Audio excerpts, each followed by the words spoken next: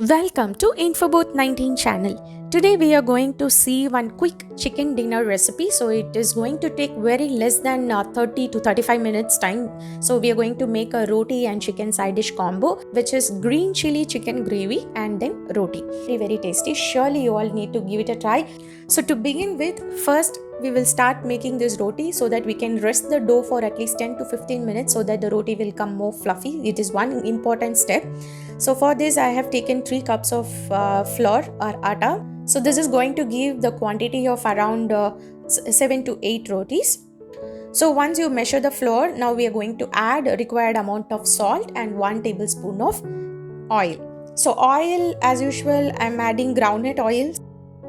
So now once you mix everything, start adding water and start kneading it. So the one important thing is don't make the dough very tight. So the tight dough is good for puri, not for roti. So make the dough very soft. This is one of the important tips. And it is very important to rest the dough minimum of 10 minutes. Then only again the roti will come more fluffy and it will start rising when you actually cook it.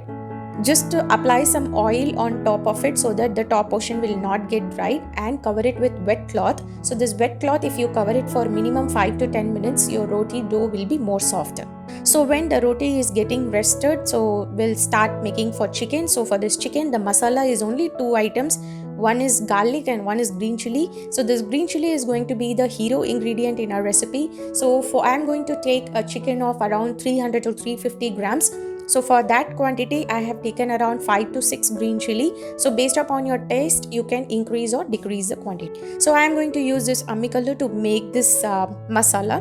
So if you don't have this, use mortar and pestle, but don't use mixer jar and don't grind it to fine paste.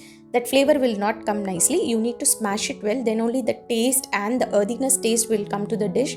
So don't make it into a fine paste, just smash it how much ever you can, and then you can just remove it and you can keep it in the plate. So once we finish grinding, I'm just washing it and I'm just cleaning the surface.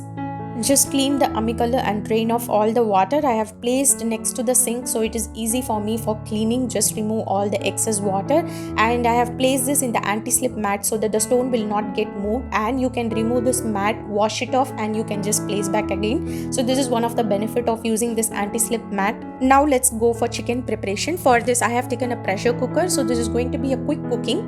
In a pressure cooker, I have added 2 tablespoons of groundnut oil, and chicken I have taken around 300 to 350 grams of chicken. So I have washed it thoroughly with water 2 to 3 times, and I have mixed with turmeric powder. Any non-veg item you get, just wash it with salt and turmeric powder so that the smell will go off. Turmeric powder acts as a disinfectant. Once the oil is hot, what we are going to do, we are going to add the smashed masala, which is the garlic and the green chili. Now what the main important next tip is, you need to fry the garlic and the green chili fine. Then only the flavor of the green chili and the garlic will comes out completely to the dish. So it is very important. Add the chicken only after it gets fried completely and nice aroma and flavor comes on.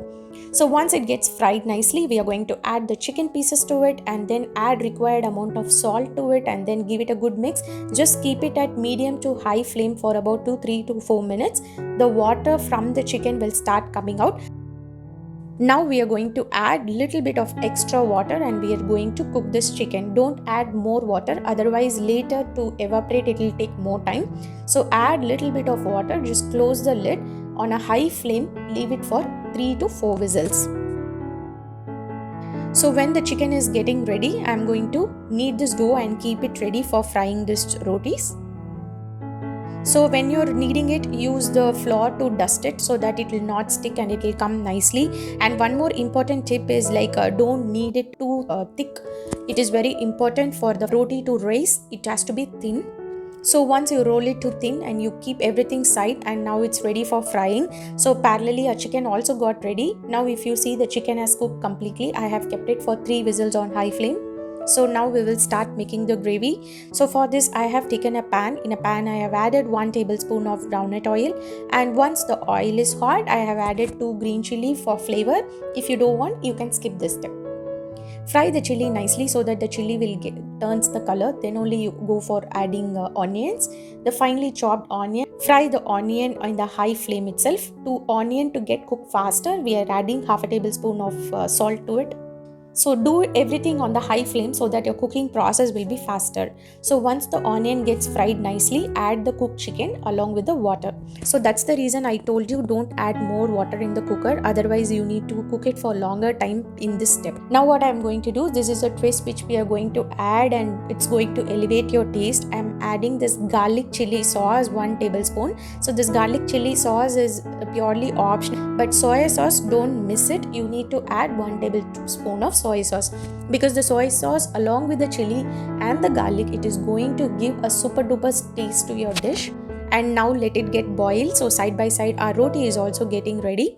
I'm not adding any oil. Put it in the pan and then fry it at one side for around 10 seconds. Exactly after 10 seconds, flip it to the other side, and if you see how beautifully it is fluffing and coming, we are not going to show it in the flame, or we are not going to do any other techniques here.